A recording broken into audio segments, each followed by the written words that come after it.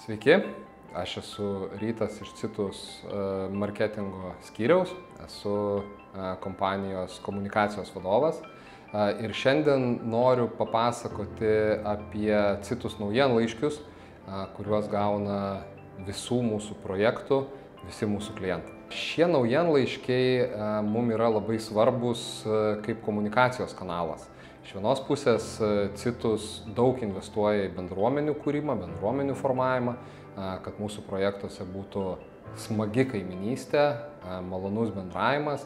Na ir šie naujienlaiškiai tam tikrą prasme padeda tą bendruomenę palaikyti. Su pirmuoju naujienlaiškiu, kurį išsiunčiame vos tik tai prasidėjus projekte statyboms, na ir siunčiame iki pat visiško projekto užbaigimo.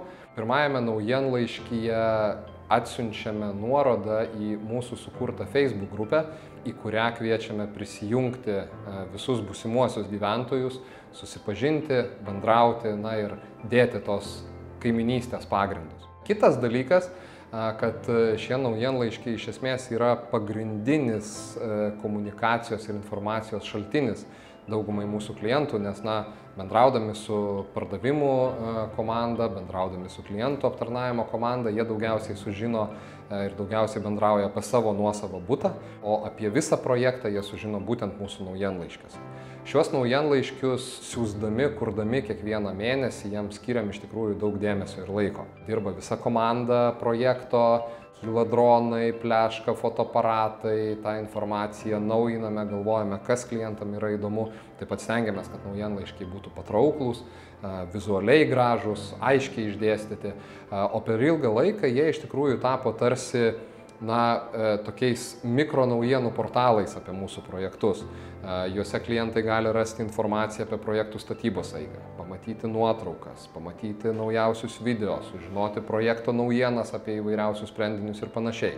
Taip pat naujienlaiškyje pateikiame svarbiausias Citus naujienas, rinkos apžvalgas, ekspertų įžvalgas, dalinamės naujienomis mūsų YouTube kanale, ir pateikiame klientams aktualią mūsų partnerių informaciją. Smagu, kad šitie naujienlaiškiai būtent dėl partnerių pasiūlymų mums padėjo sustiprinti ryšius su partneriais. Pavyzdžiui, mūsų grupės įmonė Oxygen gaminanti rekuperatorius faktiškai jau turi savo nuolatinę rubriką perkeltine prasme naujienlaiškiuose, kur pateikia klientams aktualius pasiūlymus. Pasiūlymų ir naujienų taip pat yra ir iš mūsų partnerių, tai yra bankų, su kuriais mes dirbame savo projektuose. Bet be jokios abejonės visų svarbiausia yra tai, kad šiuos naujienlaiškius vertina mūsų klientai, kad jaučiame, jog jiems tai yra aktualu, įdomu, patrauklu, jiems patinka ir jie laukia.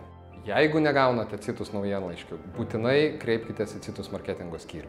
Labai džiaugsimės, būsime labai jums dėkingi už grįžtamąjį ryšį, pasiūlymus ar idėjas.